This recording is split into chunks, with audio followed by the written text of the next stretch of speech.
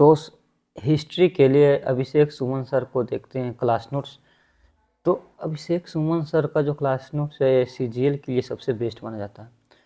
तो सीजीएल के लिए सबसे बेस्ट अभी हिस्ट्री के लिए है तो अभिषेक सुमन सर का जो क्लास नोट्स है, ठीक है। और जो हम इसमें कंप्लीट क्लास नोट्स करा रहे हैं, कंप्लीट क्लास नोट्स, तो इसमें रिवीजन के लिए सबसे बेस्ट है। जो भी अगर कोई अभिषेक सुमन सर से पढ़े हैं तो रिवीजन के लिए सबसे बेस्ट है। तो पूरी क्लास नोट्स का सॉल्यूशंस होगा, पूरी मतलब कि एक तरह से बोल सकते हैं कि अच्छा खासा रिवीजन हो जाएगा, दिक्कत नहीं रहेगा इसमें किसी भी। अभी हम लोग पेज नंबर 10 स्टार्ट करने वाले हैं। आज हम इंडस वैली सिविलाइजेशन पढ़ेंगे, इंडस वैली सिविलाइजेशन पढ़ेंगे। तो ये थोड़ा सा क्लास नोट्स का जो सारे कंप्लीट क्लास नोट्स रहेंगे, ठीक है। तो यहाँ पे देखते हैं प्री हिस्टोरिक पीरियड। एक मिनट। तो प्री हिस्टोरिक पीरियड कैसा पीरियड था? मेटल युग था। जो प्राग ऐतिहासिक काल था वो धातु युग था, ठीक है। तो कॉपर एज जो था, ताम्र युग, कब से कब था? 3000 बीसी से लेकर 2000 बीसी तक था। और ये नॉर्थ इंडिया में हुआ था, ठीक है, उत्तर भारत में, उत्तर भारत में हुआ था। और जो गंगा जो घाटी और जो गंगा यमुना का दोआब क्षेत्र था उस एरिया में हुआ था। और हैंड एक्सेस, हाथ की कुल्हाड़ी, भाले भी मिले थे, स्टैचू मिले थे। तो इसका अत्यधिक उपयोग सिंधु वासियों के द्वारा किया गया था। इसका जो अत्यधिक उपयोग किसके द्वारा किया गया था? सिंधु वासियों के द्वारा। अब यहाँ पर देखते हैं कि ब्रॉन्ज एज, कांस्य युग, कांस्य युग कब से कब तक था? 2500 बीसी से लेकर 1750 बीसी तक। और 2500 बीसी से 1750 ईस्वी तक इंडस वैली सिविलाइजेशन के बारे में पढ़ेंगे, सिंधु घाटी सभ्यता के बारे में। और सिंधु घाटी सभ्यता के बारे में पढ़ना है मोहनजोदड़ो के बारे में। इसमें एक स्टैचू ऑफ डांसिंग गर्ल, नृत्य करती हुई एक जो बालिका की मूर्ति मिले थे। कहाँ मिले थे? तो मोहनजोदड़ो में मिले थे। अब आयरन एज, आयरन एज का जो पीरियड था 1000 बीसी से ऑनवर्ड तक, एशिया माइनर इसको बोलते हैं, टर्की को। 1500 बीसी में एक इन्वेंशन ऑफ आयरन, आयरन की खोज कब हुआ था? 1500 बीसी में। 1000 बीसी में इंडिया में फर्स्ट एविडेंस ऑफ आयरन मिला था। तो आयरन का जो फर्स्ट एविडेंस कहाँ मिला था? अंतरजी खेरा, उत्तर प्रदेश में पड़ता। अंतरजी खेरा कहाँ पड़ता? उत्तर प्रदेश में। तो यहाँ पे ही साक्ष्य मिला था, first evidence of iron India में मिला था 1000 बीसी में। यहाँ देखते हैं फर्स्ट 600 बीसी में आयरन ईरान या पर्शिया, जिसको फारस भी बोलते हैं, उसी को, वहाँ पे हकामनी वंश का शासन चल रहा था। याद रखना, फर्स्ट 600 बीसी में ईरान या जो पर्शिया है, फारस जिसको भी बोलते हैं, वहाँ पे हकामनी वंश का शासन चल रहा था, ठीक है।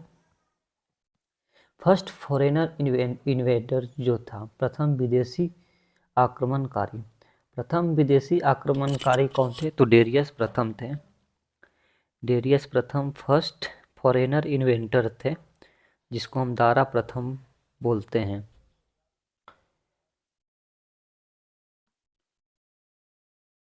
Proto proto historic period, proto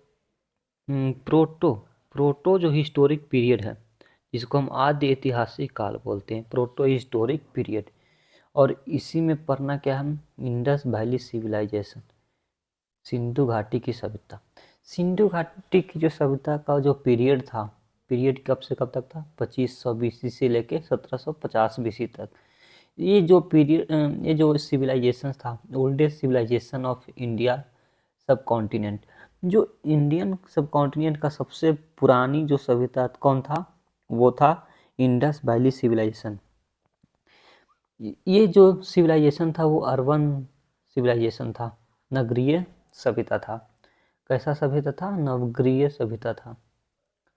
और यहाँ पे देखते हैं हड़प्पा की खोज कब हुआ था? 1921 ईस्वी में। 1921 ईस्वी में हड़प्पा की खोज की गई थी। कब की गई थी? 1921 ईस्वी में हड़प्पा की खोज की गई थी। फर्स्ट सिविलाइजेशन था ये, ठीक है, प्रथम सभ्यता था। और ये रूलर सिविलाइजेशन, कैसा सभ्यता था? हड़प्पा रूलर सिविलाइजेशन, ग्रामीण सभ्यता थे। 1500 बीसी ईस्वी 1500 बीसी में आर्य लोग थे वो आए थे 1500 बीसी में। इसको आर्यवर्त भी बोलते हैं। ग्रामीण सभ्यता, जो ग्रामीण सभ्यता थे वो वैदिक सिविलाइजेशन कैसा सभ्यता थे? ग्रामीण सभ्यता। वैदिक सिविलाइजेशन ग्रामीण सभ्यता थे। देखिए 18वीं सेंचुरी में टीलोपेंथर 18वीं सेंचुरी में टीलोपेंथर, ठीक है। 1826 ईस्वी में चार्ल्स मैसन, ठीक है, ने हड़प्पा के अवशेष खोजे थे। 1826 ईस्वी में सबसे पहले चार्ल्स मैसन ने हड़प्पा सभ्यता के जो अवशेष खोजे थे। किसने खोजे थे? चार्ल्स मैसन ने हड़प्पा सभ्यता के अवशेष खोजे थे। 16 अप्रैल 1853 16 अप्रैल 1853 में फर्स्ट जो passenger train of India, Bharat की प्रथम यात्री रेल, ठीक है, first passenger train of India 16 अप्रैल 1853 ईस्वी में। इसका जो गवर्नर जनरल ऑफ इंडिया कौन था उस टाइम? लॉर्ड डलहौजी था। गवर्नर जनरल ऑफ इंडिया कौन था? लॉर्ड डलहौजी। ये रेलवे के लिए सबसे बेस्ट क्वेश्चन है, ठीक है, रेलवे के लिए, ठीक है, सबसे बेस्ट क्वेश्चन। तो लॉर्ड डलहौजी था 1853 में।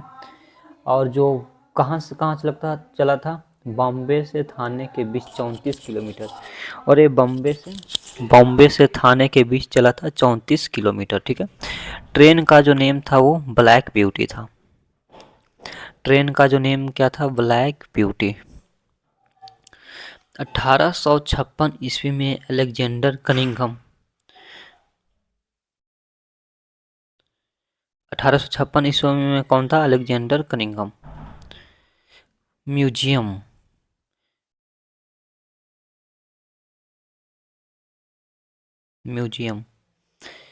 Indian museum in Kolkata.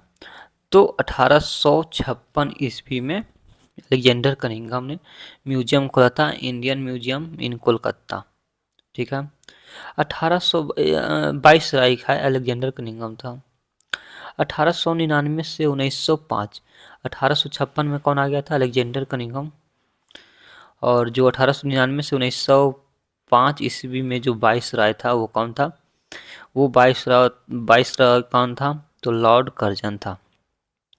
1899 से लेके 1905 तक वो लॉर्ड कर्जन था, वाइसराय। 1905 ईस्वी में ASI, जिसको हम आर्कियोलॉजिकल सर्वे ऑफ इंडिया, भारतीय पुरातात्विक सर्वेक्षण विभाग की स्थापना हुआ था। कब? 1905 ईस्वी में। 1905 ईस्वी में क्या किसकी स्थापना हुआ था? Archaeological survey of India. जो इसका चेयरमैन था, चेयरमैन कौन था? John Marshall.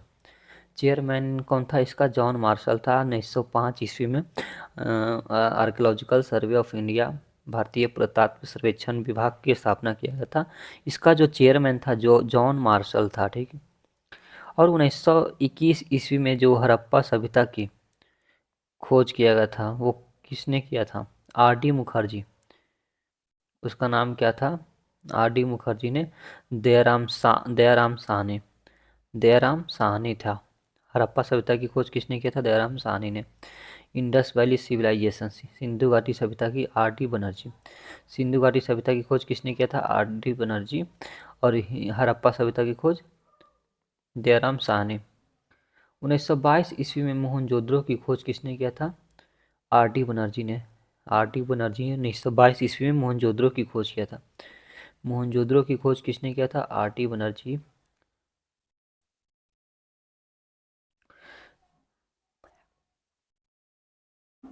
आगे देखते हैं।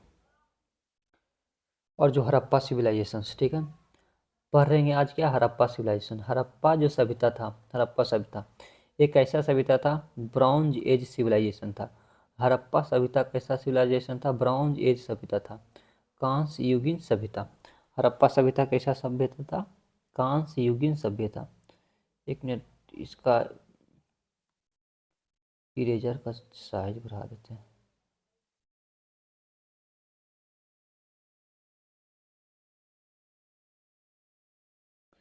तो सबसे पहले हड़प्पा सभ्यता। हड़प्पा सिविलाइजेशन जो था वो ब्रॉन्ज एज सिविलाइजेशन था। हड़प्पा सभ्यता कैसा था? ब्रॉन्ज एज, कांस्य युगीन सभ्यता था। और हड़प्पा सभ्यता की कैसा सभ्यता था? वो कांस्य युगीन सभ्यता था हड़प्पा सभ्यता। तो इसका मैप देखते हैं।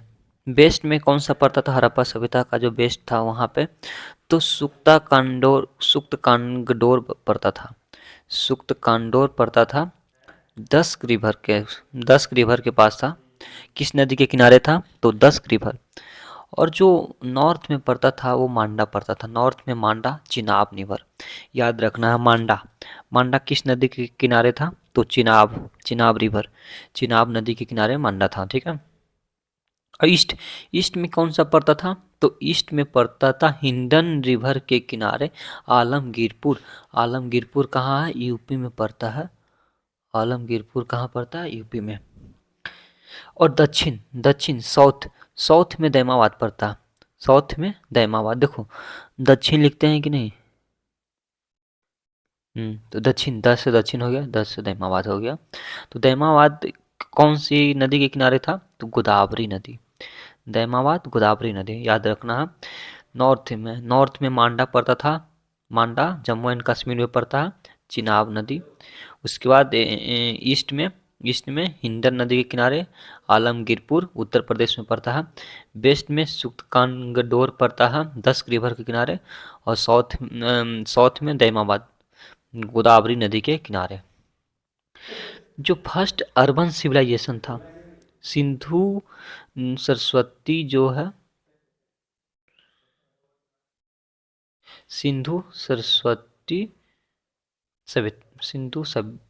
सभ्यता। फर्स्ट अर्बन सिविलाइजेशन, प्रथम जो नगरीय सभ्यता था। ठीक है, प्रथम नगरीय सभ्यता था। हड़प्पा सभ्यता कैसा सभ्यता था? प्रथम नगरीय सभ्यता था। इसका जो इम्पोर्टेंट फीचर्स देख लेते हैं क्या हम, तो सिटी प्लानिंग। इसमें सबसे महत्वपूर्ण व्यवस्था किसका था? तो सिटी प्लानिंग, नगर नियोजन का। इसमें सबसे महत्वपूर्ण व्यवस्था था नगर नियोजन का। और नगर नियोजन किस प्रकार का था? पक्की ईंटों का इस्तेमाल किया गया था। यहाँ पे पक्की ईंटों का इस्तेमाल किया गया था। और इसमें सबसे जो महत्वपूर्ण बात क्या है? Drainage system.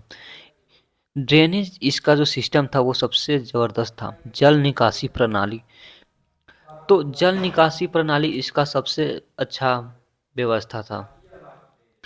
प्लेस देख लेते हैं, ईयर देख लेते हैं, और नदी और खोजकर्ता या उत्खननकर्ता। तो ये सबसे इम्पोर्टेंट है। सबसे पहले प्लेस रहेगा, इसके बाद ईयर, ईयर के बाद रिवर, रिवर के बाद खोजकर्ता। जो उत्खनन करता था वो हड़प्पा। हड़प्पा सभ्यता, तो हड़प्पा सभ्यता की जो खोज 1921 ईस्वी में किया गया था। और रावी नदी की, हड़प्पा किस नदी के किनारे है? रावी नदी के किनारे है। खोज किसने किया था? दयाराम साहनी ने। ठीक है, हड़प्पा सभ्यता की खोज दयाराम साहनी ने किया था 1921 ईस्वी में। रावी नदी के किनारे था, रावी नदी, और दयाराम साहनी ने किया था। जो हड़प्पा पड़ता है वो कहाँ पड़ता है? माउंटगोमरी डिस्ट्रिक्ट पाकिस्तान में। हड़प्पा कहाँ पड़ता है? माउंटगोमरी डिस्ट्रिक्ट पाकिस्तान में। हड़प्पा कहाँ पड़ता है? माउंटगोमरी डिस्ट्रिक्ट पाकिस्तान में। 1921 ईस्वी में इसकी खोज की गई थी, रवि नदी के किनारे दयाराम साहनी ने किया था। ठीक है, मोहनजोदड़ो की खोज 1922 ईस्वी में किया गया था। इंडस रिवर सिंधु नदी के किनारे आर.डी. बनर्जी ने।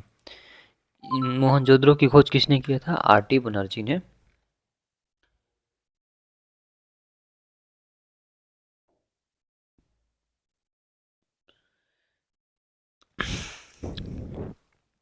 देखो, मोहनजोदड़ो की खोज किसने किया था? 1922 ईस्वी में इंडस रिवर सिंधु नदी के किनारे था, आर.डी. बनर्जी ने। और सुक्तकांग अथी पहली बात, मोहनजोदड़ो लरखाना डिस्ट्रिक्ट पाकिस्तान में पड़ता है। मोहनजोदड़ो कहाँ पड़ता है? लरखाना डिस्ट्रिक्ट पाकिस्तान में। अब सुक्तकांगडोर की खोज 1927 ईस्वी में। सुक्तकांगडोर की खोज 1927 ईस्वी में। और ये दस्क रिवर के किनारे है, दस्क नदी के किनारे। R L Stine. सुक्तकांगडोर की खोज आर.एल. स्टाइन ने किया था। रट्टा मारना पड़ेगा क्योंकि जीके जिस जल्दी याद नहीं होता। सुक्तकांगडोर की खोज किसने किया था? आर.एल. स्टाइन। और ये कहाँ है? सुक्तकांगडोर बलूचिस्तान पाकिस्तान में। सुक्तकांगडोर बलूचिस्तान पाकिस्तान में है। 1927 ईस्वी में खोज किया गया था। दस्क रिवर के किनारे आर.एल. स्टाइन ने की थी। चनहुद्रो की खोज किसने किया था? चनहुद्रो पाकिस्तान में पड़ता है। 1931 चनहुद्रो 1931 ईस्वी में इंडस रिवर के किनारे, सिंधु नदी के किनारे है। और एम.जी. मजूमदार ने इसकी खोज किसने किया था? एम.जी. मजूमदार ने खोज इसकी किसने किया था? एम.जी. मजूमदार ने खोज किया था। चनहुद्रो की खोज एम.जी. मजूमदार ने किया था। अब यहाँ रोपर रूपनगर पाकिस्तान पंजाब में पड़ता है। रोपर सभ्यता रूपनगर पंजाब। 1953 रोपर की 1953 में खोज की गई थी। सतलज नदी के किनारे है रोपर, सतलज नदी के किनारे है। और वाई.डी. शर्मा ने खोज किया था। किसने खोज किया था? वाई.डी. शर्मा। याद रखना, मोहनजोदड़ो को एम.जी. मजूमदार, आर.एल. स्टाइन सुक्तकांगडोर की खोज आर.डी. बनर्जी, मोहनजोदड़ो की खोज और दयाराम साहनी हड़प्पा सभ्यता की खोज। रोपर रूपनगर पंजाब 1953 ईस्वी में सतलज नदी के किनारे है और वाई.डी. शर्मा ने खोज किया था। अब देखते हैं, सारे देखते हैं आज। कालीबंगा कहाँ पड़ता है? राजस्थान में। कालीबंगा की खोज 1953 ईस्वी में की गई थी। कालीबंगा घग्घर नदी के किनारे है। और कालीबंगा कालीबंगा की खोज किसने किया था? कालीबंगा की खोज ए घोष। अब यहाँ पे देखते हैं लोथल भोगवा नदी के किनारे है, भोगवा रिवर। लोथल गुजरात में पड़ता है। 1955 से 57 में खोज किया गया था। एस.आर. राव ने लोथल सभ्यता की खोज किसने किया था? एक मिनट में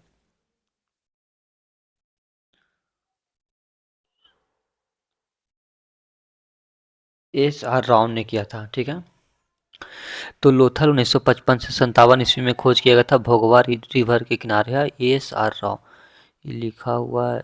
एस.आर. राव ने खोज किया था। ठीक है। वनवाली हिसार हरियाणा में पड़ता है। इसकी खोज 1973 ईस्वी में किया गया था। सरस्वती नदी के किनारे है वनवाली कौन सा नदी के किनारे है? सरस्वती नदी के किनारे है। ठीक है। आर एस बिष्ट ने खोज किया था। वनवाली किस नदी के किनारे है? सरस्वती नदी के किनारे आर एस बिष्ट ने खोज किया था। वनवाली हिसार हरियाणा में पड़ता है। 1973 ईस्वी में इसकी खोज हुआ था। सरस्वती रिवर के किनारे है। आर एस बिष्ट ने इसका खोज किया था। 9 नंबर पे आलमगीरपुर मेरठ में पड़ता है। मेरठ यूपी में पड़ता है। आलमगीरपुर मेरठ यूपी में पड़ता है। इसका खोज 1958 ईस्वी में किया गया था। हिंडन नदी के किनारे, हिंडन नदी के किनारे बाई डी शर्मा ने खोज किया था। किसने किया था? बाई डी शर्मा ने खोज किया था। अब रंगपुर, रंगपुर गुजरात में पड़ता है। रंगपुर कहाँ पड़ता है? गुजरात में। 1931 ईस्वी में खोज किया था। देखो गिरिपुर 1958 में हिंडन नदी के किनारे बाई डी शर्मा ने खोज किया था। बिस्ट, देखो बस बिस्ट, बनवाली हिसार हरियाणा 1973 सरस्वती नदी के किनारे RS बिस्ट ने खोज किया था। इसी तरह रंगपुर गुजरात में पड़ता 1931 ईस्वी में। मावर नदी, रंगपुर मावर नदी MS बत्स ने खोज किया था। MS बत्स ने खोज किया। MS बत्स ने खोज किया, ठीक है। MS बत्स, रंगपुर की खोज MS बत्स। कोट दीजी सिंध पाकिस्तान में पड़ता है। कोट दीजी सिंध पाकिस्तान में पड़ता है 1935 ईस्वी में। कोट दीजी सिंध पाकिस्तान में पड़ता है 1935 ईस्वी में। इंडस रिवर के किनारे, इंडस सिंधु नदी जिसको बोलते हैं, यूसुफ अहमद खान ने खोज किया था। यूसुफ अहमद खान ने खोज किया था 1935 ईस्वी में। कोट दीजी की खोज किया था। कोट दीजी पाकिस्तान में पड़ता, सिंध के पाकिस्तान में। 1935 ईस्वी में सिंधु नदी के किनारे खोज यूसुफ अहमद खान ने किया था। अब देखते हैं राखीगढ़ी। राखीगढ़ी हिसार हरियाणा में पड़ता है 1990 ईस्वी में। सरस्वती नदी के किनारे खोज किसने किया था? राफिक मुगल सूरज भान ने। राफिक मुगल सूरज भान ने खोज किया था इसका। राखीगढ़ी हिसार हरियाणा में पड़ता है 1990 ईस्वी में। सरस्वती नदी के किनारे है और राफिक मुगल सूरज भान ने खोज किया था। अब इसका थोड़ा मैप देख लेते हैं। देखिए, तो नॉर्थ में क्या पड़ता है? सिंधु घाटी सभ्यता के बारे में पढ़ें तो नॉर्थ में मांडा चिनाब नदी के किनारे है। मांडा चिनाब नदी के किनारे है। तो अखनूर डिस्ट्रिक्ट जम्मू एंड कश्मीर का पड़ता है। अखनूर डिस्ट्रिक्ट जम्मू एंड कश्मीर का पड़ता है 1982 ईस्वी में। जगपत जोशी एंड मधुबाला ने खोज किया था। जगपत जोशी एंड मधुबाला ने। हड़प्पा कालीन जो मृत भांड, मिट्टी के बर्तन, क्ले पॉट्स हुआ करते थे, क्लेवेयर हुआ करते थे, ठीक है। तो यहाँ पे क्या क्या चीज़ मिला था? क्ले पॉट्स, क्लेवेयर मिले थे, मिट्टी के बर्तन मिले थे। नॉर्थ में पड़ता है मांडा चिनाब नदी के किनारे। अखनूर डिस्ट्रिक्ट जम्मू एंड कश्मीर का पड़ता है 1982 ईस्वी में।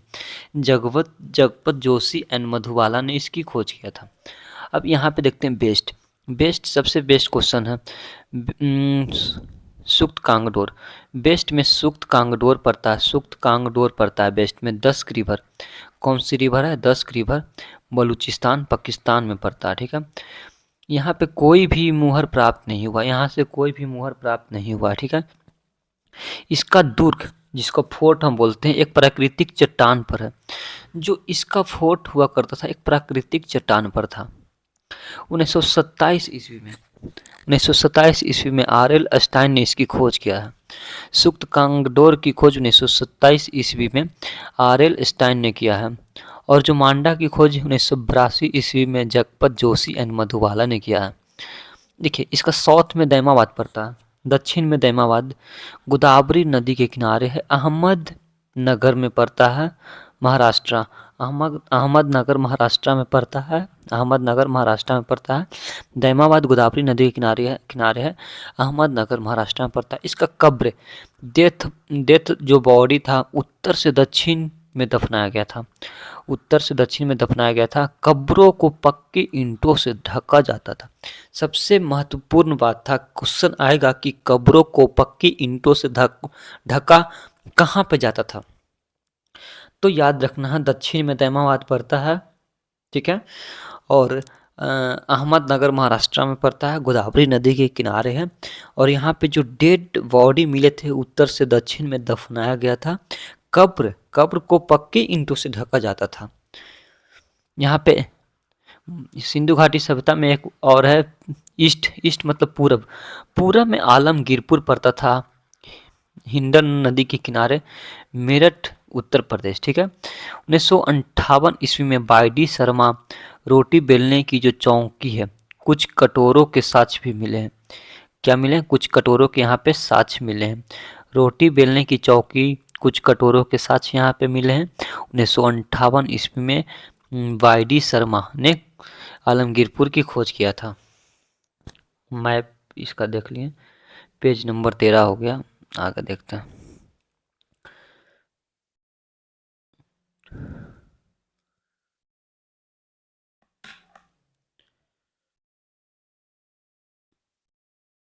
आज पूरी कंप्लीट करवा देते हैं जहाँ तक हो जाए।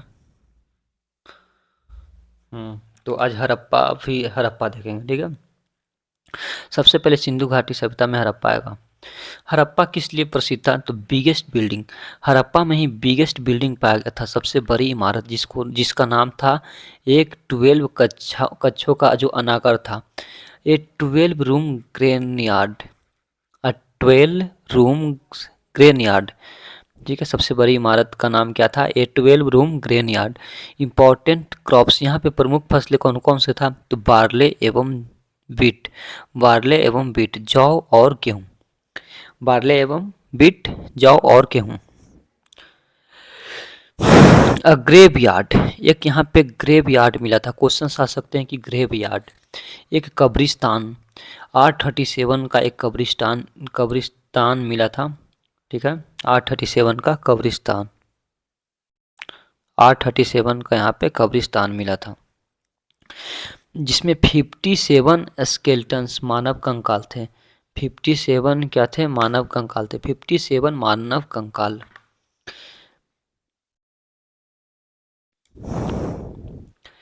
Statue of goddess of fertility, यहाँ पे उर्वरता की मूर्ति मिली थी, उर्वरता की देवी की मूर्ति थी, जिसमें स्त्री के गर्भ से उगता पौधा था, स्त्री के गर्भ से उगता पौधा।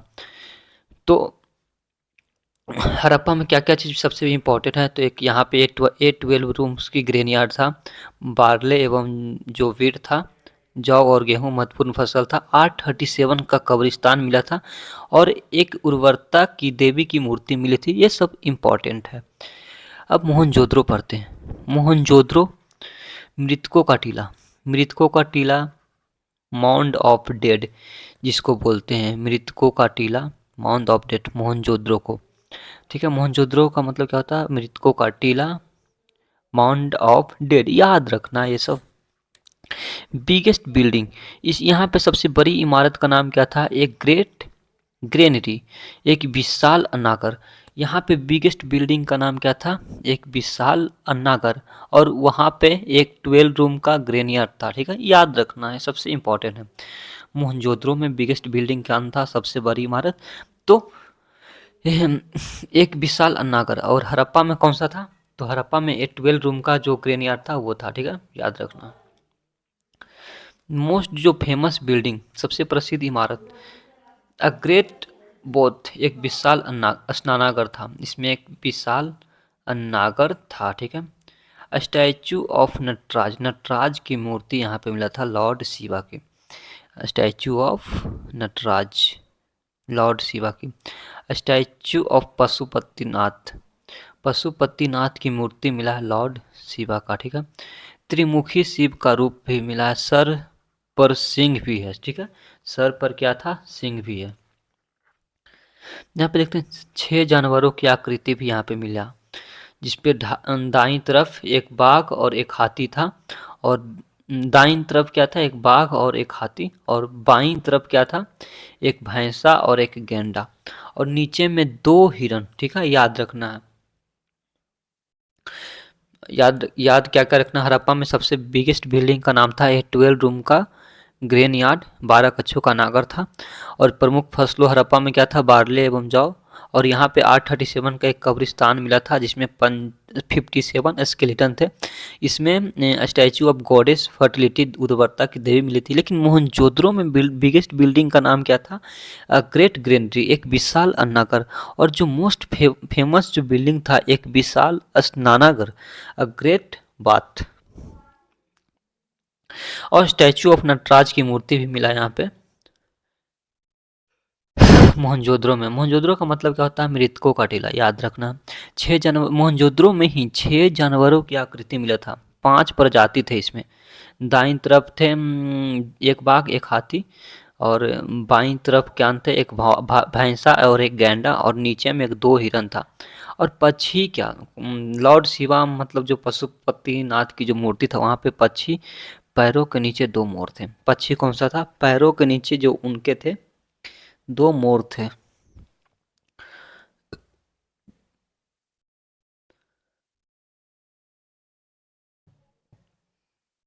आगे देखते हैं। स्टैचू ऑफ प्रिएस्ट किंग, एक पुरोहित राजा की मूर्ति, ठीक है। मोह मोहनजोदड़ो में क्या मिला था? Statue of a priest king, एक पुरोहित राजा की मूर्ति। Statue of a dancing girl, एक नर्तकी की मूर्ति भी मिला था। एक नर्तकी की एक मूर्ति मिला था। मेड अप ऑफ ब्रॉन्ज, किसका बना हुआ था? ब्रॉन्ज का। यह मूर्ति कांसे द्वारा निर्मित था, ठीक है।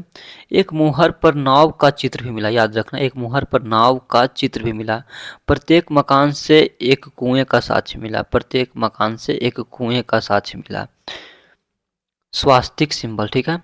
प्रत्येक मुहर पर एक नाव का चित्र, प्रत्येक मकान से एक कुएं का साक्ष्य, प्लस में एक स्वास्तिक सिंबल भी मिले हैं।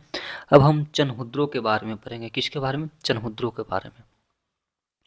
चनहुद्रो के बारे में पढ़ लेते हैं। चनहुद्रो एक ओनली रूरल साइट था। अभी तक हम जितना पढ़ रहे हैं, सबसे पहले हड़प्पा, मोहनजोदड़ो, अब चनहुद्रो। चनहुद्रो में एक मतलब रूरल साइट था, एकमात्र ग्रामीण स्थल। एक भी दुर्ग नहीं मिला यहाँ पे। गोल ईंटों के साक्ष्य लेकिन मिले हैं, कच्ची ईंटें, ठीक है। और यहाँ से ही लिपस्टिक एंड बैंगल्स एविडेंसेस मिले हैं। लिपस्टिक और चूड़ियों के साक्ष्य ही मिले यहाँ पे। बिल्ली का पीछा करते हुए एक कुत्ते का मतलब चित्र मिला है। बिल्ली का पीछा करते हुए एक कुत्ते का चित्र मिला है। कुत्ते के पंजे के चिन्ह मनके बनाने के कारखाना भी मिले हैं। कुत्ते के पंजे के चिन्ह भी मिले हैं और मनके जो बनाने का कारखाना होता है वो भी मिले हैं। कहाँ से मिले हैं? चनहुद्रो से। याद रखना चनहुद्रो के बारे में, सबसे इम्पोर्टेंट है। यहाँ पे रूरल साइड था, एकमात्र ग्रामीण स्थल था। गोल ईंट के साक्ष्य मिले थे, कच्ची ईंटें। लिपस्टिक एंड बैंगल्स एविडेंस मिले थे। बिल्ली का पीछा करते हुए कुत्ते का चित्र भी मिला है। और कुत्ते के पंजे के चिन्ह मनके बनाने का कारखाना ये चनहुद्रो से मिले। अब लोथल के बारे में पढ़ेंगे। देखो लोथल जो था, पोर्ट ऑफ दिस सिविलाइजेशन, इस सभ्यता का बंदरगाह था। याद रखना, इस सभ्यता का क्या था? बंदरगाह था लोथल। घोड़े की अस्थियां के साक्ष्य, यहाँ पे घोड़े की अस्थियों के भी साक्ष्य मिले हैं।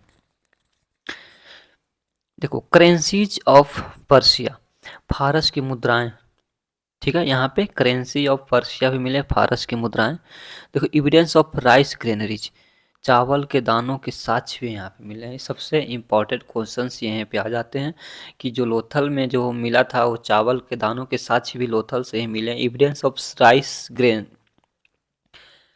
एविडेंस ऑफ मम्मी, मम्मी क्या होता है? यही सबसे इम्पोर्टेंट है। एक मम्मी का साक्ष्य, मम्मी मतलब जो मरने के बाद जो होता है ना, बंद किया जाता है एक पेटी में, उसी को बोलते हैं। चारों तरफ बांध करके जो लाश मिले थे उसी को मम्मी बोलते हैं। तो एविडेंस ऑफ मम्मी, एक ऐसा भवन जिसका मुख्य द्वार मुख्य सड़क की ओर है, प्रधान, ठीक है। एक ऐसा भवन जिसका मुख्य द्वार मुख्य सड़क की ओर है, प्रधान जो मुख्य जो मेन गेट होता है मुख्य सड़क की ओर है, ठीक है, याद रखना है। और ये सबसे इम्पोर्टेंट लोथल में 4 चीज़ पढ़ना।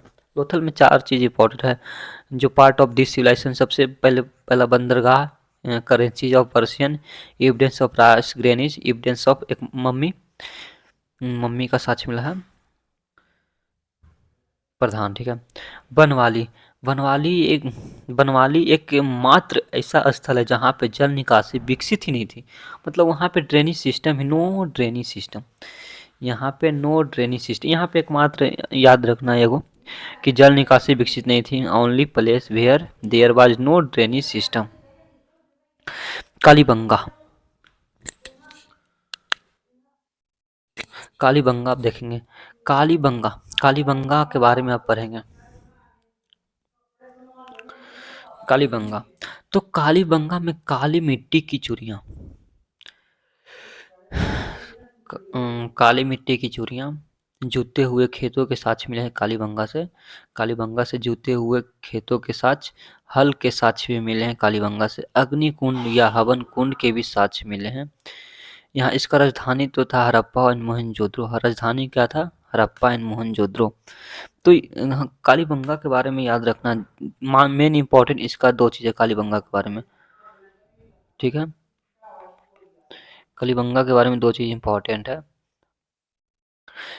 काली मिट्टी के साथ, जूते हुए खेतों के साथ, हल के साथ, अग्निकुंड या हवन कुंड के साथ इसका जो राजधानी था हड़प्पा एवं मोहनजोदड़ो था। प्रशासनिक राजधानी, जुड़वा राजधानी, ठीक है। हड़प्पा एवं मोहनजोदड़ो कैसा था? प्रशासनिक राजधानी। इसको जुड़वा राजधानी भी हड़प्पा एवं मोहनजोदड़ो को बोलते हैं, याद रखना। हड़प्पा एवं मोहनजोदड़ो को जुड़वा राजधानी भी बोलते हैं। हड़प्पा एवं मोहनजोदड़ो को जुड़वा राजधानी भी बोलते हैं।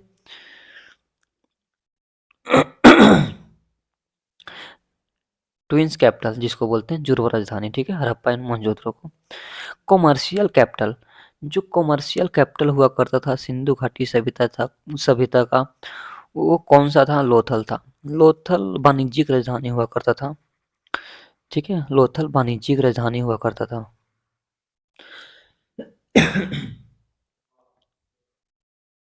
लोथल कैसा राजधानी हुआ करता था? वाणिज्यिक राजधानी।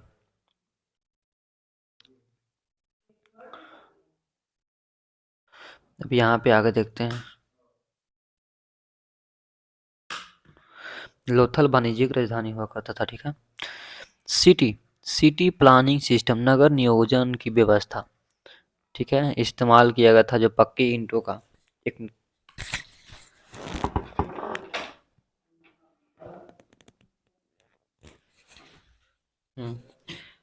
जो पक्की ईंटों का सिटी प्लानिंग सिस्टम सबसे इम्पोर्टेंट है यहाँ पे। सिटी प्लानिंग सिस्टम, नगर नियोजन का जो व्यवस्था था, पक्की ईंटों का इस्तेमाल हुआ करता था। रेशियो किस रेशियो में था? क्वेश्चंस आते हैं। 4:1, 4 लंबाई हो गया, 2 चौड़ाई हो गया और 1 ऊंचाई हो गया, ये याद रखना। हेरिटेज कैपिटल कौन हुआ करता था? Kolkata. Heritage capital Kolkata. Cultural capital Varanasi हुआ करता था। Commercial capital Mumbai. Administrative capital हम लोग का जो है न्यू दिल्ली। हम लोग का बारे में, हम लोग का जो हेरिटेज कैपिटल है कोलकाता है। कल्चरल कैपिटल वाराणसी है। कॉमर्शियल कैपिटल मुंबई है। एडमिनिस्ट्रेटिव कैपिटल हम लोग का है न्यू दिल्ली। ये सबसे इम्पोर्टेंट है। एग्जाम के जो पॉइंट ऑफ व्यू है, ये सबसे इम्पोर्टेंट है, ठीक है। Heritage capital Kolkata, cultural capital हम लोग का वाराणसी है, and commercial capital Mumbai, administrative capital new Delhi. Use, use देख लेते हैं।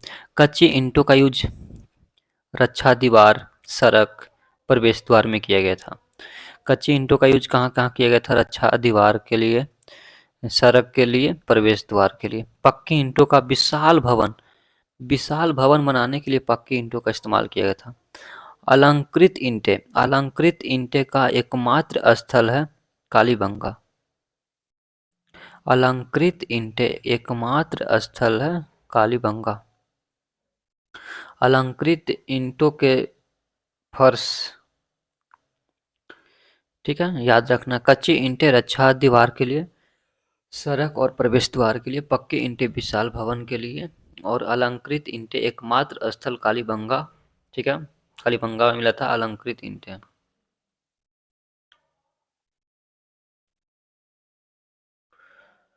एल आकार के ईंट, ये भी याद रखना। एल आकार के ईंट खूने बनाने के लिए किया गया था। एल आकार के ईंट कोने बनाने के लिए किया गया था। फनीदार ईंट, पचमा फनीदार ईंट, नालियाँ बनाने में फनीदार ईंट, नालियाँ बनाने में फनीदार ईंट का नालियाँ बनाने में किया गया था। एकमात्र स्थल जहाँ पे वक्राकार ईंटें या गोल ईंटें मिला था वो चनहौदरों में, याद रखना सबसे इम्पोर्टेंट है। एकमात्र स्थल था जिसमें वक्राकार ईंट या गोल ईंट चनहौदरों में मिला था। वक्राकार ईंट या गोल ईंट चनहौदरों में मिला था, ठीक है। वक्राकार ईंट या चनहौदरों में मिला था।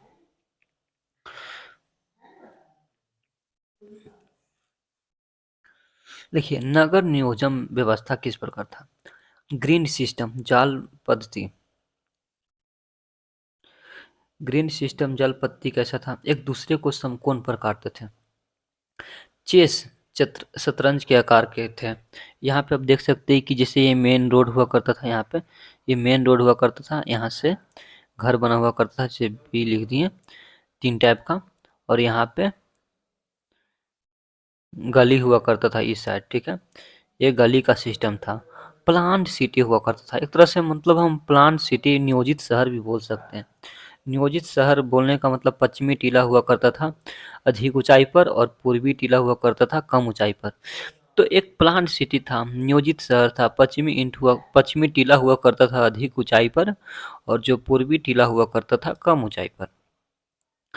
दुर्ग टीला को बोलते हैं निचला शहर, नगर टीला हुआ करता था। दुर्ग मतलब दुर्ग टीला, निचला शहर मतलब नगर टीला। पुरोहित वर्ग भी हुआ करते थे, नगर, शिल्पकार। निचला शहर देखिए, दुर्ग में मतलब ऊपर वाला में हुआ करता थे पुरोहित वर्ग। पुरोहित वर्ग मतलब उच्च श्रेणी के, और नागरिक हुआ करते थे निचला शहर में। शिल्पकार हुआ करते थे, सैनिक और अन्य कर्मचारी हुआ करते थे निचला शहर में, ठीक है। धार्मिक स्थल या धार्मिक अनुष्ठान भी बोल सकते हैं, ठीक है।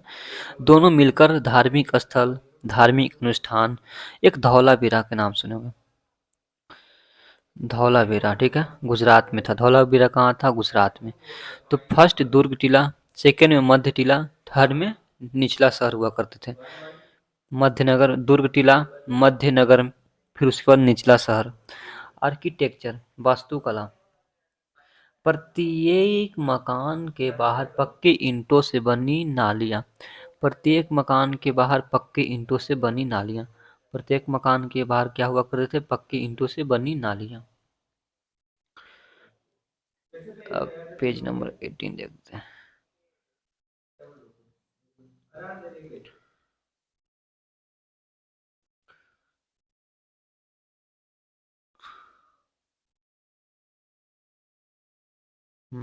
मोहनजोदड़ो। मोहनजोदड़ो में प्रत्येक मकान में एक कुआं हुआ करता था। मोहनजोदड़ो में प्रत्येक मकान में एक कुआं, मोहनजोदड़ो में प्रत्येक मकान में एक कुआं हुआ करता था। घरों के अंदर कमरे, रसोई घर, घरों के अंदर कमरे, रसोई घर, स्नानाघर और आंगन की व्यवस्था भी था। घरों के अंदर क्या हुआ करता था, घरों के अंदर कमरे, रसोई घर, स्नानाघर और आंगन की व्यवस्था भी था। एग्रीकल्चर जो कृषि हुआ करता था, known to the harvesting of rice. यहाँ पे चावल की कृषि से परिचित थे वे लोग, मतलब चावल की खेती भी जानते थे, परिचित मतलब कि जानते थे। लोथल, लोथल रंगपुर, ठीक है, लोथल और रंगपुर में known to the harvesting of rice किस कहाँ कहाँ हुआ करता था, लोथल में और रंगपुर में। लोथल और रंगपुर में चावल की कृषि से परिचित थे लोग, मतलब यहाँ जानते थे लोग चावल की खेती करना, लोथल और रंगपुर में। यहाँ पे जो मुख्य फसल हुआ करता था वो बार्ले एवं वीट, जौ और गेहूं। मुख्य फसल जौ और गेहूं हुआ करते थे। कहीं से भी गन्ने के साक्ष्य प्राप्त नहीं हुए। यहाँ पे गन्ने के साक्ष्य प्राप्त नहीं हुआ है। ये याद रखना, यहाँ पे गन्ने, फर्स्ट चावल की खेती करना जानते थे वो लोग लोथल और रंगपुर में। मुख्य फसल बार्ले एवं जौ थे, और कहीं भी गन्ने के साक्ष्य नहीं मिले थे। और विश्व में सबसे पहले सिंधु वासियों ने ही कपास की खेती की थी। ये सबसे इम्पोर्टेंट है, विश्व में सबसे पहले ही विश्व में सबसे पहले ही किसने क्या किए थे? विश्व में सबसे पहले सिंधु वासियों ने ही कपास की खेती की थी। कपास की खेती सबसे पहले किसने किया था? सिंधु वासियों ने ही किए थे। वो लोग डोमेस्टिकेशन भी जानते थे, पशुपालन। देखिए, हाथी और घोड़े से परिचित है, मतलब वो लोग हाथी और घोड़े के बारे में तो जानते थे, लेकिन इन्हें पालतू बनाने जाने की साक्ष्य नहीं मिले। हाथी और घोड़े के बारे में वो लोग जानते थे, बट ये नहीं प्रूफ हुआ है कि वो लोग पालतू बनाते थे इससे। अब हम देखते हैं कि हाथी के साक्ष्य कहाँ से मिले। सुर सुरकोटदा से हाथी के साक्ष्य मिले। सुरकोटदा से कहाँ क्या मिले? हाथी के साक्ष्य मिले। और लोथल लोथल घोड़े के साक्ष्य। देखो, सुरकोटदा से हाथी के साक्ष्य मिले हैं और लोथल में घोड़े के साक्ष्य मिले हैं, बैल की आकृति के। ठीक है, सुरकोटदा में हाथी के साक्ष्य और लोथल में घोड़े की साक्ष्य, बैल की आकृति भी मिले हैं। लोथल में बैल की आकृति भी मिले हैं लोथल में। ठीक है, याद रखना। गाय का कोई अवशेष प्राप्त नहीं हुआ, सबसे इम्पोर्टेंट है ये। यहाँ पे गाय नहीं मिला था। ठीक है, गाय क्या हुआ? गाय यहाँ पे मिला ही नहीं है कहीं, ये इम्पोर्टेंट है। गाय का कोई अवशेष नहीं मिला। घोड़ा का तो हम देखते हैं कि सुरकोटदा में, लोथल में घोड़े के साक्ष्य मिले हैं, सुरकोटदा में हाथी के भी साक्ष्य मिले हैं, लेकिन ये लोग सब जानते थे, पर पालतू बनाने का भी साक्ष्य नहीं मिला। लेकिन गाय का तो एकदम कोई साक्ष्य ही नहीं मिला, अवशेष ही नहीं प्राप्त हुआ। थर्ड नंबर पे शेर। शेर का भी कोई साक्ष्य नहीं। यहाँ पे क्वेश्चंस आते हैं, यहाँ पे शेर का तो एकदम साक्ष्य ही नहीं मिला। यहाँ पे करेंसी देख लेते हैं थोड़ा सा, मुद्राएं। तो this civilization has no currency, यहाँ पे कोई मुद्रा ही नहीं थी। बाल्टर सिस्टम चलता था। बाल्टर सिस्टम क्या होता है कि जो वस्तु के आदान प्रदान करने का जो प्रणाली हुआ करता था, उसे ही हम बाल्टर सिस्टम बोलते हैं। वस्तु के बदले वस्तु का आदान प्रदान होता था। वस्तु के बदले वस्तु का आदान प्रदान की प्रणाली को ही हम बाल्टर सिस्टम बोलते हैं। ठीक है, लोथल। लोथल पर्शियन करेंसीज मिले हैं। लोथल में फारस की मुद्राएं मिले हैं।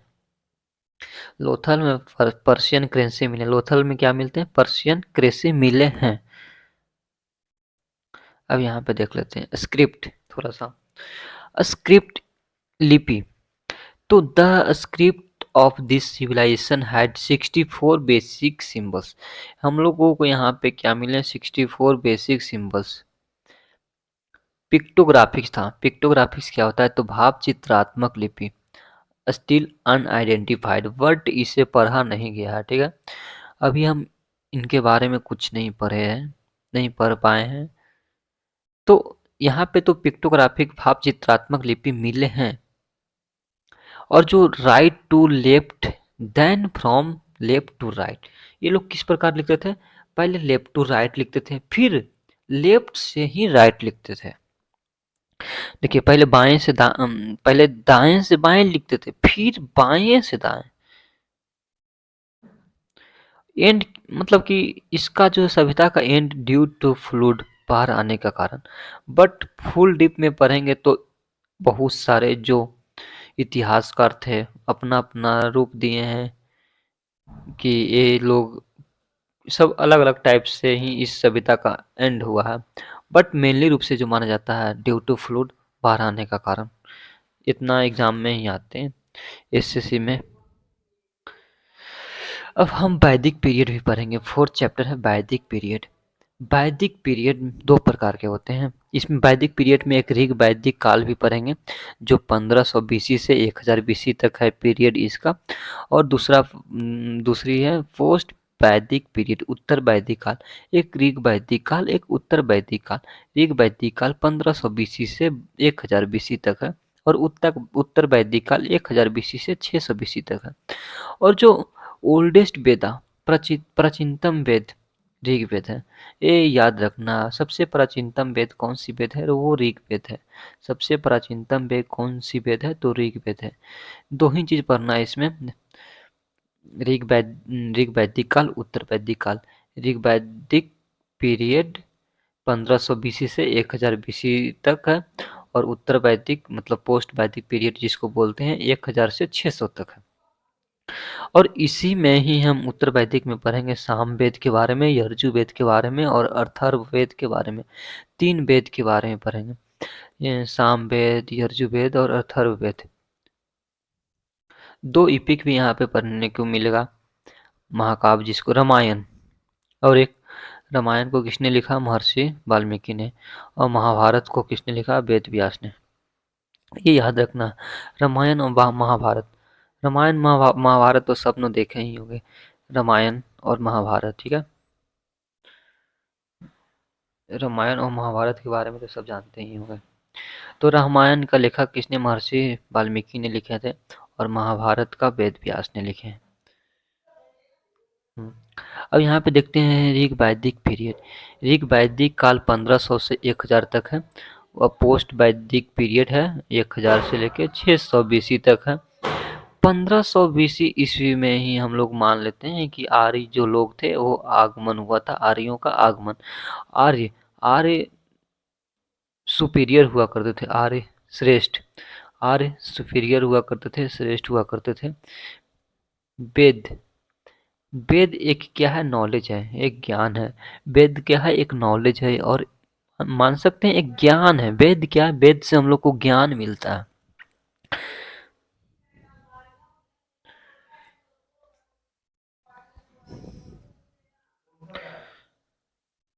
अब आगे देखते हैं।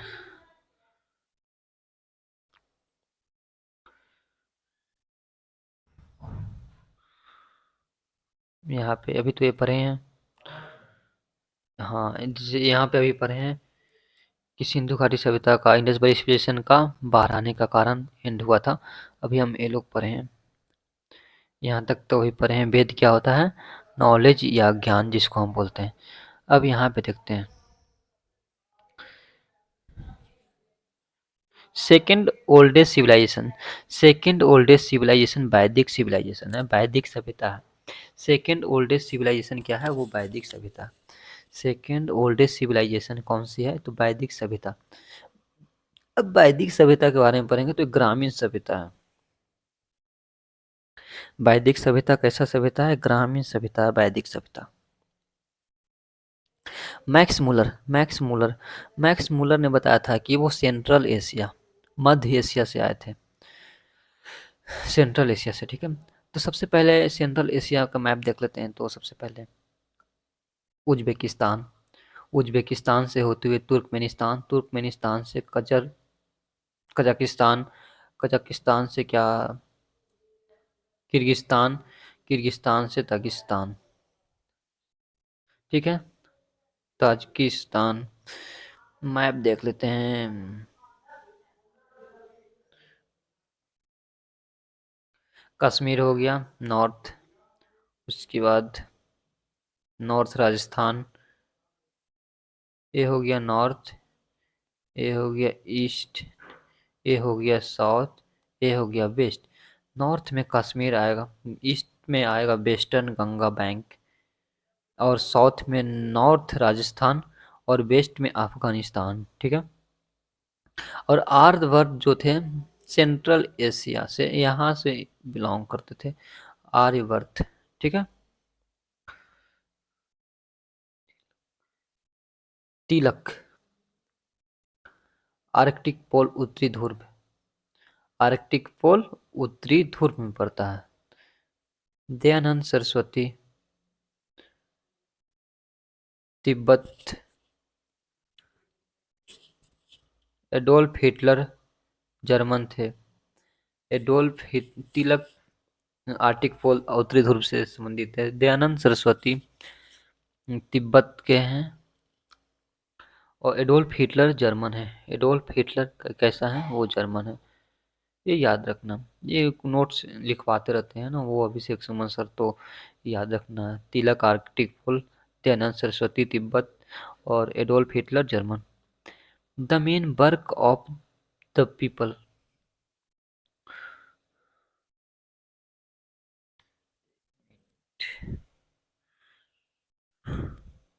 The main work of the people of this civilizations. इस सभ्यता के जो लोग थे मुख्य व्यवसाय क्या था, इस सभ्यता के लोगों का जो मुख्य व्यवसाय क्या था, तो एग्रीकल्चर था, एग्रीकल्चर एंड क्या था, एनिमल हस्बेंड्री, एनिमल हस्बेंड्री था, पशुपालन था। ठीक है, इस कल्चर का जो मेन जो मुख्य व्यवसाय क्या था, पशुपालन था एवं कृषि था। अब यहाँ पे देखते हैं टोटल पॉपुलेशन हम लोग का है 2011 सेंसस के अकॉर्डिंग। रूरल हम लोग का कितना है 68.9% और अर्बन हम लोग का कितना है 31.1%। एक क्लास नोट्स का पूरा सॉल्यूशन है। अभिषेक सुमन सर जितना भी पढ़ाए हैं हिस्ट्री में वो सारे लिखे हुए हैं इसी में 31.1%। ठीक है,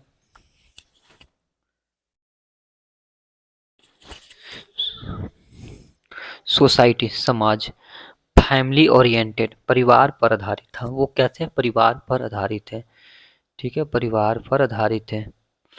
और फादर्स डोमिनेटिंग, वो कैसा थे? पितृसत्तात्मक थे, फैमिली थे। फादर डोमिनेटिंग फैमिलीज थे।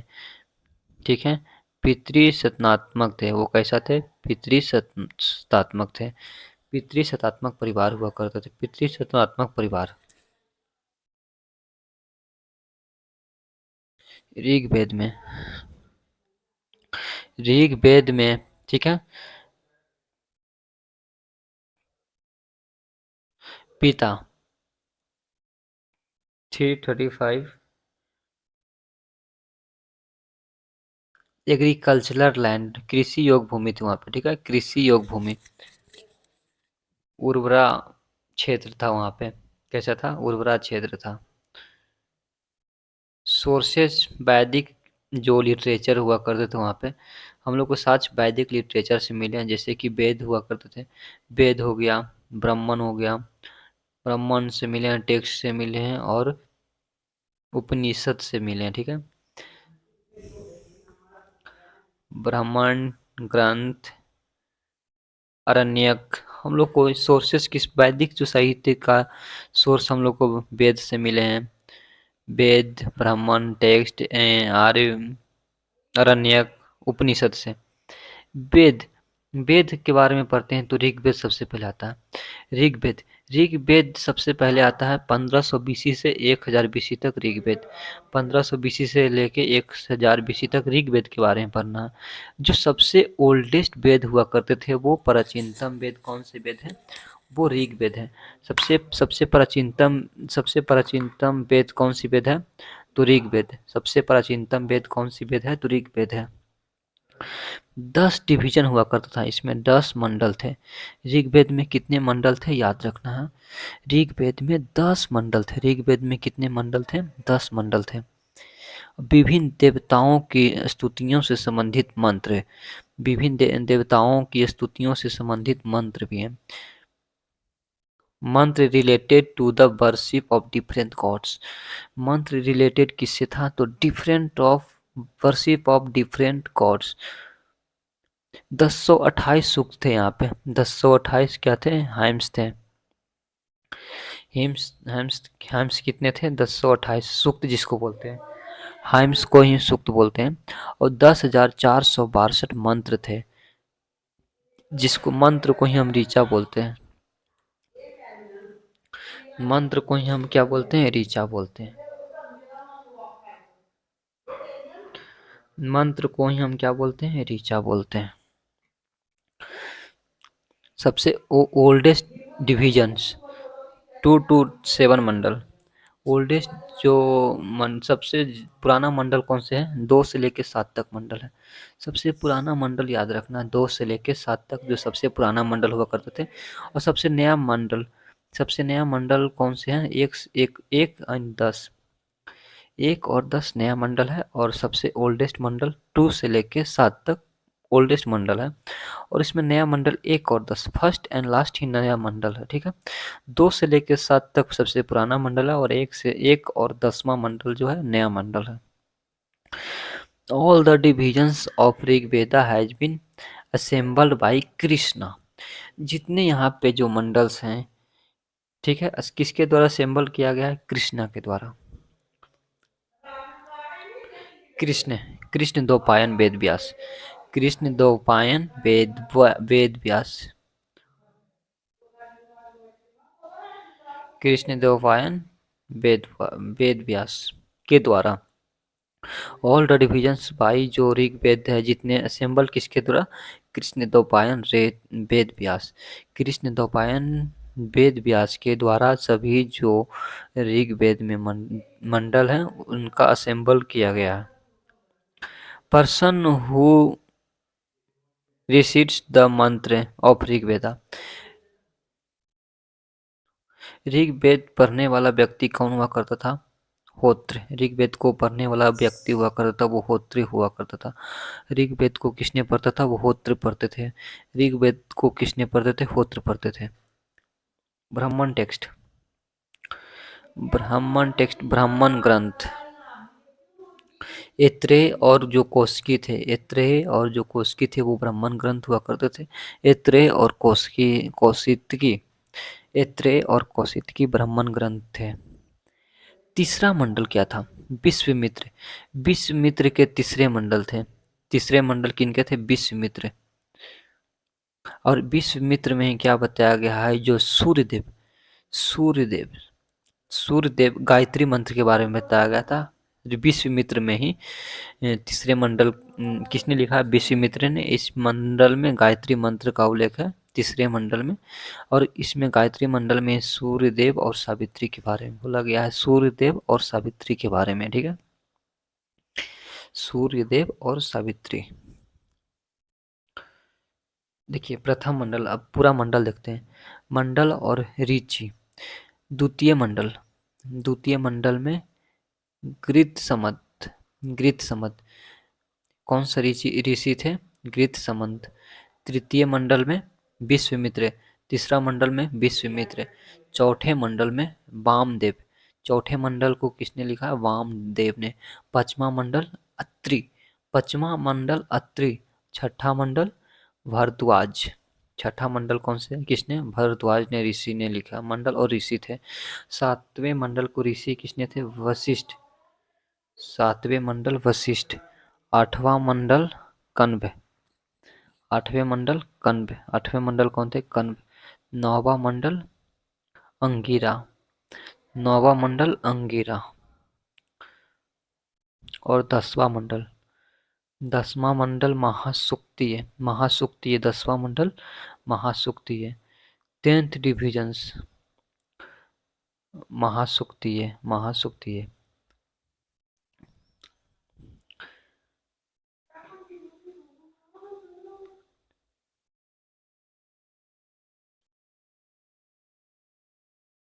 इसका जो कैटेगरी सिस्टम था वो वर्ण व्यवस्था कैसा था?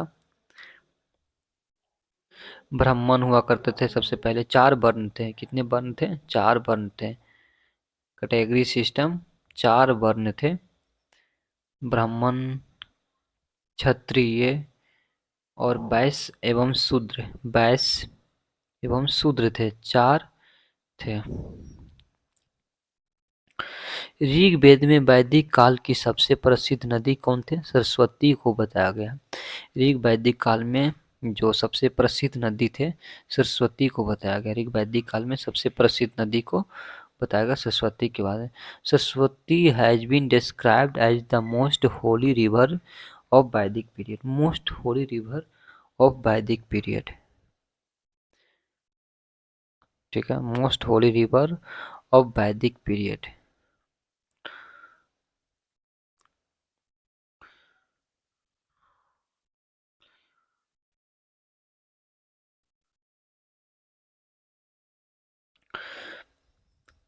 इम्पॉर्टेंट रिवर, प्रमुख नदी सिंधु नदी, ठीक है। सबसे प्रमुख नदी सिंधु नदी। गंगा, गंगा के बारे में एक बार उल्लेख किया गया है। गंगा को एक बार में, यमुना नदी को भी उल्लेख किया गया है इसमें। गंगा और यमुना को एक बार। इम्पोर्टेंट रिवर सिंधु नदी है, ठीक है। गंगा नदी एक बार उल्लेख किया गया, बाकी यमुना नदी का उल्लेख किया गया है। वेद, इसमें वेद, सामवेद, साम का मतलब होता है गायन, सिंगिंग। साम का मतलब होता है गायन या singing. Father of Indian music, भारतीय संगीत का जनक हम सामवेद को बोलते हैं। भारतीय संगीत का जनक किसको बोलते हैं? सामवेद को भारतीय संगीत का जनक बोलते हैं। First description of 7 musical notes, सारे गामा पा धा नी।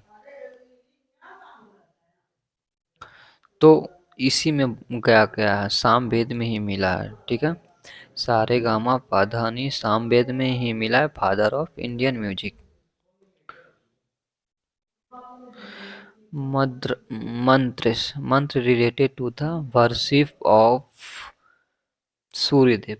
इसमें सूर्यदेव की स्तुति से संबंधित मंत्र, इसमें सूर्यदेव की स्तुति से संबंधित मंत्र है, इसमें सूर्यदेव की स्तुति से संबंधित मंत्र है, इसमें सूर्यदेव की स्तुति से संबंधित मंत्र है। Mantra related to the worship of Suryadev, the person who sing the mantra of Somdev, वह व्यक्ति जो सामदेव के मंत्रों का गायन करता था उसे उद्गाता कहते हैं। ठीक है, सबसे याद रखना है उद्गाता। उद्गाता किसे बोलते हैं? उद्गाता किसे बोलते हैं? वैसा वह व्यक्ति जो सामवेद के मंत्रों का गायन करता है उसे उद्गाता बोलते हैं। ठीक है, उद्गाता किसे बोलते हैं? वह व्यक्ति जो सामवेद के मंत्रों का गायन करता है उसे उद्गाता बोलते हैं। ब्राह्मण टेक्स्ट, ब्राह्मण ग्रंथ, ब्राह्मण टेक्स्ट, ब्राह्मण ग्रंथ। पंचबीस, पंचबीस, तनाई टांड्य ब्राह्मण, टांड्य ब्राह्मण। पंचबीस क्या है? टांड्य ब्राह्मण जिसको बोलते हैं। ब्राह्मण टेक्स्ट, ब्राह्मण ग्रंथ क्या है? पंचबीस, टांड्य ब्राह्मण। यजुर्वेद, यजुर्वेद युजु, युजु का मतलब होता है यज्ञ। यजुर्वेद युजु, युजु का मतलब होता है यज्ञ। It has the mantra related to the rules of other religious. इस वेद में यज्ञों के नियम एवं अन्य धार्मिक क्रियाओं से संबंधित मंत्रों का संकलन है।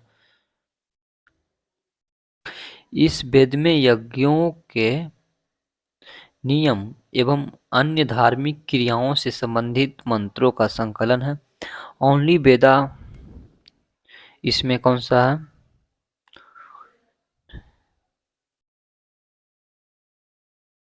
स्टारिजस एंड पोएट्री।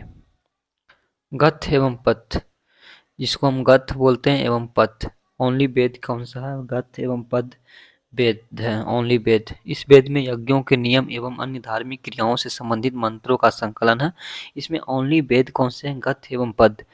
पथ को हम पोएट्री बोलते हैं और गथ को हम बोलते हैं स्टारजस, स्टारजस, गथ को स्टारजस बोलते हैं। व्यक्ति जो इसके मंत्रों का उच्चारण करता है उसको अर्धर्त्यु बोलते हैं, अधर्त्यु, अधर्त्यु बोलते हैं। Person who related its members, उसको क्या बोलते हैं? Recites its members, its members. Person who recites its members, उसको हम अर्धर्त्यु बोलते हैं। देखिए ब्राह्मण टेक्स्ट में तैत्रीय, तैत्रीय एवं शतपथ ब्राह्मण। ब्राह्मण टेक्स्ट में कौन कौन सा है? क्षत्रिय एवं गतपथ, शतपथ ब्राह्मण, शतपथ ब्राह्मण। अथर्ववेद, अथर्ववेद, अथर्वऋषि, ब्रह्मा वेद। न्यूएस्ट वेदा थे, नवीनतम वेद कौन से है? ब्राह्मण टेक्स्ट है, ठीक है। नवीनतम वेद ब्राह्मण टेक्स्ट कौन सा है? गोपथ, गोपथ, ठीक है, गोपथ ब्राह्मण थे। ब्राह्मण टेक्स्ट कौन सा है? गोपथ ब्राह्मण। पर्सन हु रेसिट्स इट्स मंत्र, इसको ब्रह्मा बोलते हैं। जो रेसिट्स करता था इस मंत्र को उसको ब्रह्मा बोलते हैं। क्या बोलते हैं? ब्रह्मा बोलते हैं। मंत्र, ब्लैक मैजिक, काला जादू, ब्लैक मैजिक, काला जादू। वशीकरण, हिप्टोटिज्म, हिप्पोटिज्म, हिप्पोटिज्म जिसको करते हैं ना, हिप्पोटाइज कर देना, वशीकरण जिसको हम बोलते हैं। मंत्र, ब्लैक जादू, इसके बारे में पढ़ना था। हिप्नोटिज्म वशीकरण इसी मंत्र में। ट्रीटमेंट ऑफ इविल सॉल्स, परमात्माओं से निवारण।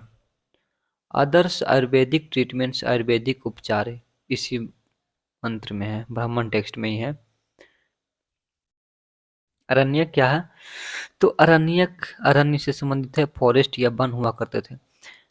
वो ग्रंथ जिनकी रचना वनों में की गई है उन्हीं को अरण्यक कहा जाता है। वैसी रचना वैसा ग्रंथ जिनकी रचना वनों में की गई है उन्हीं को अरण्यक कहा जाता है। Their text which had been evaluated in the forest are known as Aranyak. ठीक है, वो ग्रंथ जिनकी रचना वनों में की गई है उन्हीं को अरण्यक कहा जाता है। There are 7 important Aranyak. Aranyak की संख्या पर मुख्य रूप से कितने हैं? 7 अरण्यक, 7 हैं। अरण्यक कितने हैं? 7 हैं। अरण्यक 7 हैं। उपनिषद, उपनिषद का मतलब होता है उप plus Nishad. The knowledge which was gathered by the disciplines by sitting rarely the teachers in the Vedic period it is known as उपनिषद। उपनिषद क्या हुआ करता था कि जिस ज्ञान को शिष्यों ने वैदिक काल में गुरुओं के समीप बैठकर अर्जित किया उसी ज्ञान को उपनिषद कहते हैं। जैसे कि बहुत पुराना हम बात करते हैं तो जैसे कि यहाँ पे हम वृक्ष देखते हैं, ठीक है, यहाँ पे पेड़ हो गए, पेड़ पे यहाँ पे एक ऋषि बैठते थे और इसके पास में जितने शिष्य बैठते थे और इससे जो ज्ञान प्राप्त हुआ था तो इसी को अरण्यक कहते हैं। ठीक है, क्या बोलते हैं? अरण्यक। देयर आर 108 उपनिषद। उपनिषदों की संख्या कितने? 108 उपनिषद है। 12 आर कुछ रिकॉग्नाइज्ड, 12 प्रमाणित है, लेकिन इसमें से 12 क्या है? प्रमाणित है। इसमें 12 रिकॉग्नाइज्ड है, प्रमाणित है। 108 उपनिषद टोटल है। इसी में एक मुंडकोपनिषद है और मुंडकोपनिषद से ही सत्यमेव जयते शब्द वर्ड जो है लिया गया है। कहाँ से लिया गया है? मुंडकोपनिषद से ही। और जो मांडुक्य उपनिषद है, एक मुंडकोपनिषद, एक मांडुक्य उपनिषद है। इसमें सत्यम शिवम, सत्यम शिवम, सत्यम शिवम, मांडुक्य उपनिषद, मांडुक्य उपनिषद, मांडुक्य उपनिषद से सत्यम शिवम। एक कठोपनिषद है, कठोपनिषद। कठोपनिषद क्या है? इसमें यमराज और नचिकेता के बीच हुई बहस का वर्णन है। यमराज और जो नचिकेता के बीच हुई बहस का वर्णन का उल्लेख कठोपनिषद में। यमराज और नचिकेता के बीच हुई बहस का वर्णन कठोपनिषद में है। यहाँ पे लिखा हुआ debate between Yamraj and Nachiketa. Rig वैदिक काल की भौगोलिक विशेषताएं, ऋग वैदिक काल की भौगोलिक विशेषताएं हैं। 1500 बीसी से 1000 BC, 1500 BC plus 1000 BC. Geographical features of Rig वैदिक पीरियड।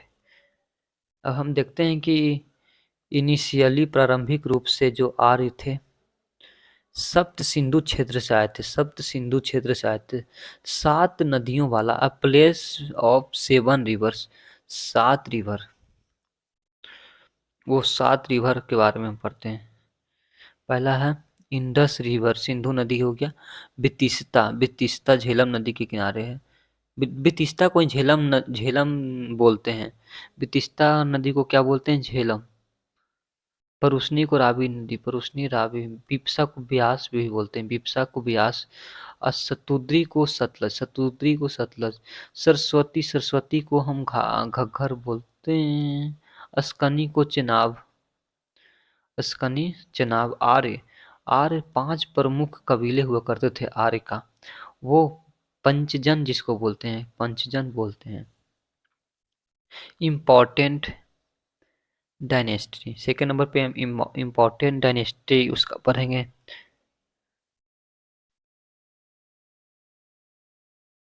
उसका जो शासन काल जिसको बोलते हैं डायनेस्टी, उन्हें शासन जो किए।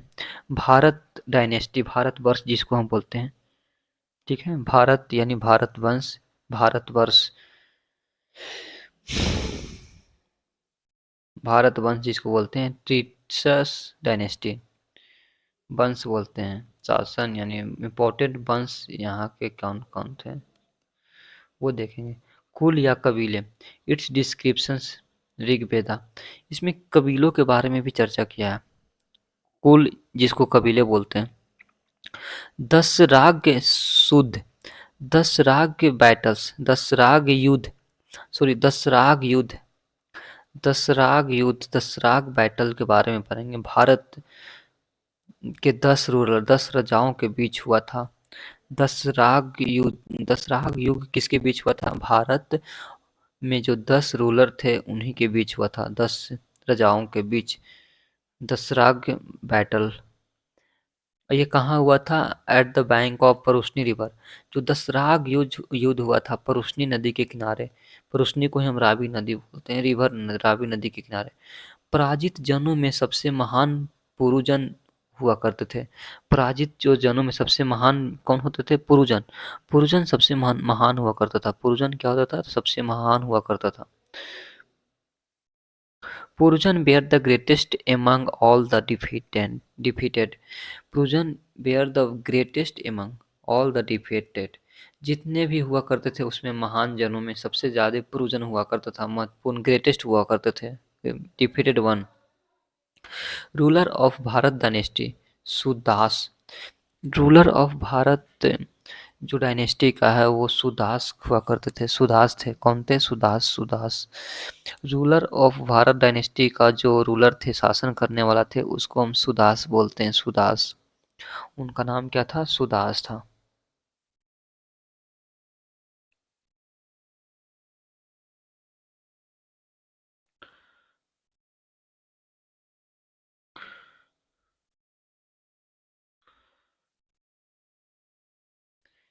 सुदास था वो सबसे महत्वपूर्ण रूलर तो भारत डायनेस्टी का। ये भी एक प्रमुख संख्या थी। वृद्धजन और विद्वानों से मिलकर बनी थी। किससे बनी थी? वृद्धजन और विद्वानों से मिलकर बनी थी। उत्तर वैदिक काल की भौगोलिक विशेषताएं क्या थे? तो एरिया, क्षेत्र।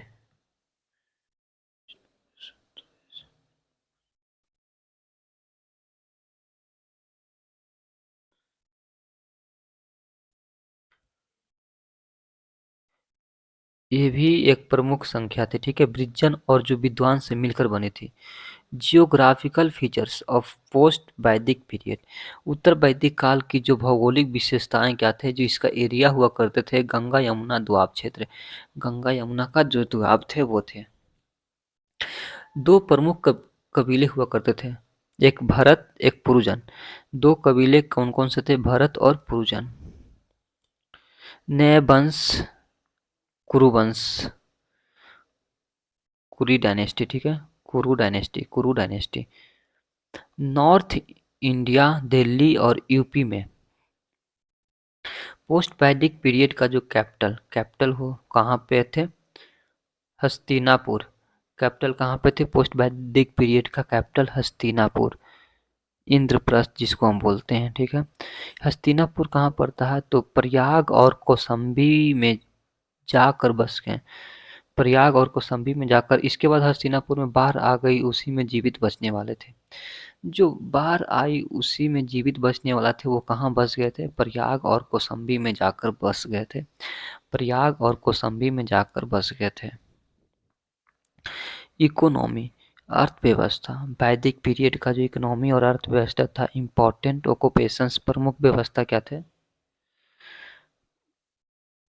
उनका? जो वैदिक पीरियड में जो इम्पोर्टेंट व्यवस्था था, एग्रीकल्चर एंड डोमेस्टिकेशन, कृषि और पशुपालन। वहाँ पे एग्रीकल्चर थे और डोमेस्टिकेशन। दूध, घी, चमड़ा और मांस प्राप्त करने के लिए गाय, भेड़, बकरी और भेड़ घोड़ों को पालते थे।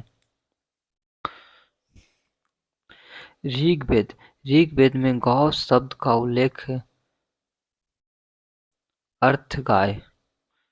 ऋग्वेद में गौ शब्द का उल्लेख का मतलब क्या हो गया? गाय का। ऋग्वेद में गाय शब्द का उल्लेख, गौ का उल्लेख का मतलब क्या हो गया? गाय। धनी व्यक्ति कौन थे? गोमत। गोमत कौन थे? धनी व्यक्ति थे। गोमत कौन थे? धनी व्यक्ति। गोमत धनी व्यक्ति। पुत्री, पुत्री कौशिक। कुटित्री, पुत्री का मतलब कुटित्री। दुहित्री लिखा हुआ नहीं, दुहित्री मीनिंग दूध देने वाला।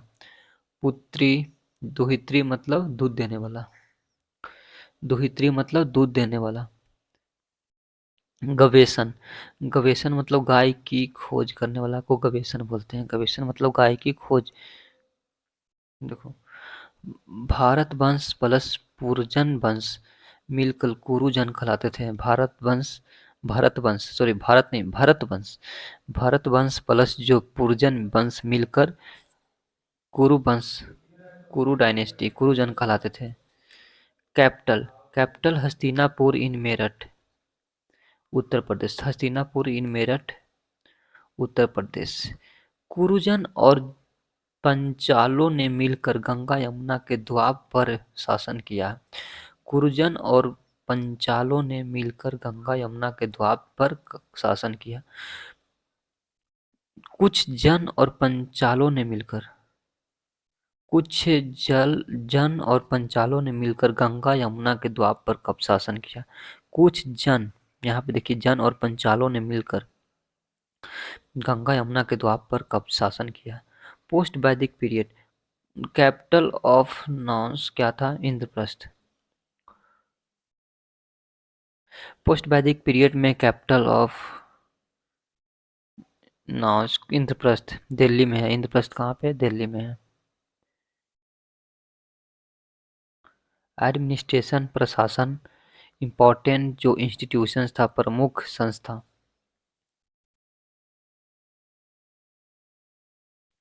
प्रमुख संस्था सभा, सभा कौन थे प्रमुख संस्था में, सभा। इस संस्था में पुरुष और महिला दोनों समिति हुआ करते थे। Sabha, in Rigveda this word has been used 8 times. Sabha, sabha Rigveda में कितनी बार यूज हुआ है, तो 8 बार। सभा ऋग्वेद में 8 बार यूज हुआ है। Sabha in Rigveda this word has been used 8 times. सभा का यूज 8 टाइम हुआ था। इस संस्था में पुरुष और महिला दोनों सम्मिलित हुआ करते थे। पुरुष सदस्य सभेय, सभेय को हम पुरुष सदस्य बोलते थे, महिला सदस्य को सभावती। सभेय क्या हुआ करते थे, पुरुष सदस्य, और महिला सदस्य सभावती, सभावती महिला सदस्य। समिति, समिति, समिति ऋग्वेद में इस शब्द का इस्तेमाल 9 बार हुआ। समिति का इस्तेमाल 9 बार हुआ है। सबसे प्रभावी संख्या आम लोगों को हुआ, सबसे प्रभावी संख्या आम लोगों को हुआ। महिलाओं का प्रवेश वर्जित था, महिलाओं का प्रवेश क्या था, वो वर्जित था, शामिल की आम लोगों को हुआ, शामिल किया जाता था। सबसे प्रभावी संख्या महिलाओं का प्रवेश वर्जित था, आम लोगों को हुआ, शामिल किया जाता था। अथर्ववेद में, अथर्ववेद में सभा और समिति को प्रजापति अथर्ववेद की पुत्रियां बताया गया है। अथर्ववेद में सभा और समिति को प्रजापति अथर्ववेद की पुत्रियां बताया गया। अथर्ववेद में क्या बताया गया कि सभा और समिति को प्रजापति अथर्ववेद की पुत्रियां बताया गया। प्रजापति अथर्ववेद की पुत्रियां बताया गया है। अथर्ववेद में सभा और समिति को क्या बताया गया है, प्रजापति की पुत्रियां, प्रजापति की पुत्रियां, प्रजापति को पुत्रियां। एक विधव, विधव क्या हुआ करते थे, विधव। इस शब्द का प्रयोग 122 बार हुआ है।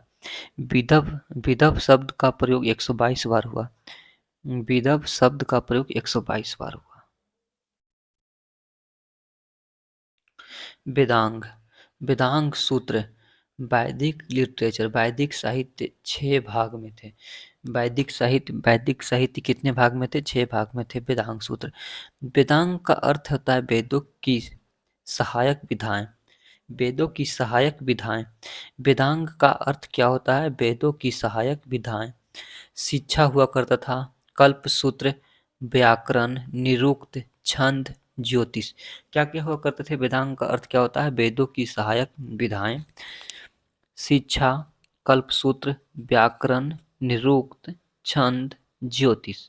छह थे: शिक्षा, कल्पसूत्र, व्याकरण, निरुक्त, छंद, ज्योतिष। 1000 बीसी में invention of iron.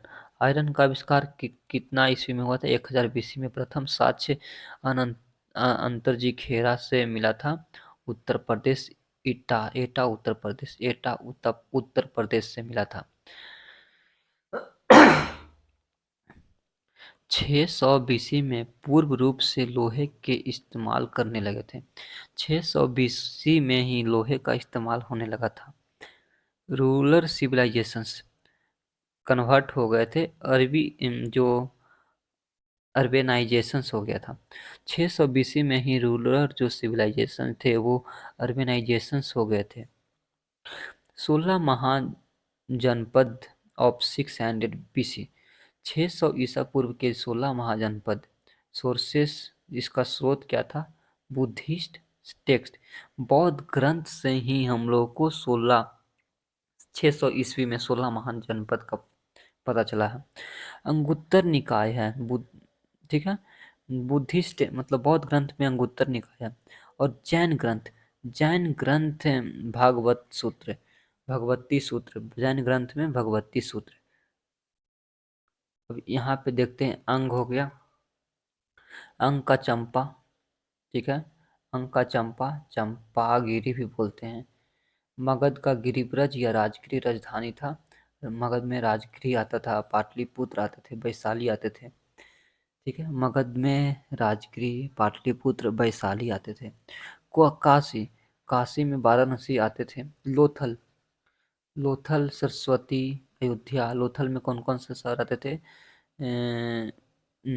Saraswati, Ayodhya. Lothal में कौशल, सॉरी लोथल नहीं, कौशल। काशी हो गया, वाराणसी, और कौशल हो गया, सरस्वती और अयोध्या। कौशल में सरस्वती और अयोध्या। वत्स में कौशाम्बी आते थे। वत्स में कौन सा आते थे सर? कौशाम्बी। राजधानी था वत्स का कौशाम्बी। चेदी का शक्तिमती, कुरु, कुरु का इंद्रप्रस्थ। गंधार का तक्षशिला। गंधार का क्या थे? तक्षशिला। पंचाल काम्पिल्य, छात्रा काम्पिल्य। पंचाल का था अहिछात्रा और काम्पिल्य। महत्स्य का विराटनगर। मत्स्य का विराटनगर। मत्स्य का क्या है? विराटनगर। सूरसेन का मथुरा। आसमक साउथ इंडिया में पड़ता है। पोटन या पोटली। अवनति उज्जैन। अवनति कहाँ पड़ता है? उज्जैन, महेशमती। अवनति, उज्जैन, महेशमती। मल का कुशीनारा प्लस में पावापुरी। मल का कुशीनारा, पावापुरी।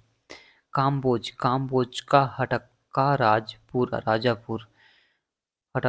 राजापुरा। बज्जी का विदेह मिथिला। या मिथिला।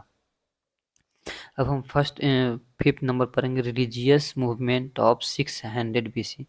600 ईसा पूर्व धार्मिक आंदोलन, ठीक है। तो ये अगला चैप्टर में पढ़ेंगे। अब एंड कर